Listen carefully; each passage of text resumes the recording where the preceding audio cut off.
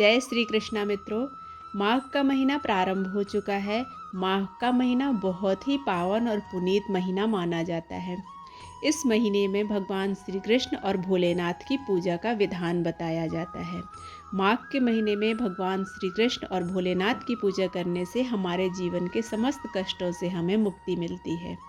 भगवान भोलेनाथ और भगवान श्री कृष्ण एक दूसरे के भक्त हैं। भगवान श्री कृष्ण भगवान भोलेनाथ की पूजा करते हैं और भोलेनाथ भगवान श्री कृष्ण की पूजा करते हैं। हिंदू धर्म में माघ मास को बहुत ही अधिक महत्वपूर्ण माना गया है।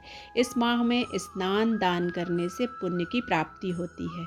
कहा जाता है कि जो व्यक्ति इस माह में गंगा स्नान करता है उसके सभी पाप धुल जाते हैं। इस महीने में सभी लोग अपने समस्त पापों से मुक्ति के लिए गंगा या फिर किसी भी नदी में स्नान जरूर करें। इसके अलावा माघ मास का महत्व और उससे जुड़ी हुई जो पौराणिक मान्यताएं हैं उनके अनुसार धर्म ग्रंथों में कहा गया है कि माघ माह में भगवान श्री कृष्ण की विधिवत पूजन करने से श्री कृष्ण की पूजा का जो फल मिलता है उससे हमारे जीवन के समस्त मनोरथ पूर्ण होते हैं। श्री कृष्ण की पूजा करने से पहले सुबह तिल जल कुश लेकर पूजा का संकल्प लेना चाहिए। इसके बाद श्री कृष्ण की विधिवत पूजन प्रार्थना करनी चाहिए। उनसे अपनी मनोकामना कहनी चाहिए और प्रार्थना करनी चाहिए कि भगवान श्री कृष्ण हमारी समस्त मनोरथों को पूर्ण करें। उन्हें घर में बने हुए भोजन का भोग लगाएं। याद रखें, भोजन में तुलसी दल अवश्य डालें। इस प्रकार पूरे माघ मास में भगवान श्री कृष्ण की पूजा करनी चाहिए और भगवान भोलेनाथ का पंचामृत से अभिषेक करना चाहिए।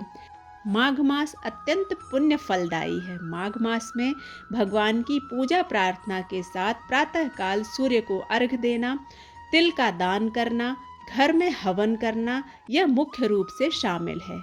माघ मास की कथा के अनुसार बहुत समय पहले की बात है। नर्मदा नदी के तट पर सुव्रत नामक एक ब्राह्मण रहा करते थे। वे सभी प्रकार के वेदांगों, धर्मशास्त्रों व पुराणों के ज्ञाता थे। उन्हें कई देशों की भाषाओं और लिपियों का ज्ञान था, लेकिन फिर भी उन्होंने अपने ज्ञान का उपयोग कभी धर्म के लिए नहीं किया, बल्कि धन कमाने में गंवा दिया। जब सुव्रत बूढ़े हो गए तब उन्हें याद आया कि मैंने धन तो बहुत कमाया, लेकिन परलोक सुधारने के लिए कोई काम नहीं किया। यह सोचकर वे पश्चाताप करने लगे। उसी रात चोरों ने उनके धन को चुरा लिया, लेकिन सुव्रत को इसका कोई दुख नहीं हुआ, क्योंकि वे तो परमात्मा को प्राप्त करने के उपाय सोच रहे थे।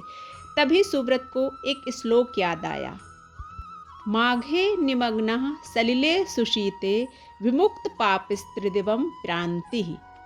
इसके बाद सुव्रत ने माघ स्नान करने का संकल्प लिया और अपना संकल्प पूरा करने के लिए वह निकल गए। 9 दिनों तक प्रातः नर्मदा के जल में स्नान किया। 10वें दिन स्नान के बाद उन्होंने अपना शरीर त्याग दिया। सुव्रत ने जीवन भर कोई अच्छा काम नहीं किया था, लेकिन माघ मास में स्नान करने के पश्चात उनके मन में निर्मलता आ गई और उन्होंने पश्चाताप कर लिया। जो हो चुका था उसके लिए उन्होंने भगवान से अंतरात्मा से क्षमा मांगी। जब उन्होंने अपने प्राण त्यागे तो उन्हें लेने दिव्य विमान आया और उस पर बैठकर वो स्वर्ग चले गए। माघ के महीने में सुव्रत ने अपने अनेकों पश्चाताप करने के बाद मोक्ष प्राप्त कर लिया। भगवान श्री हरि विष्णु के धाम वो चले गए।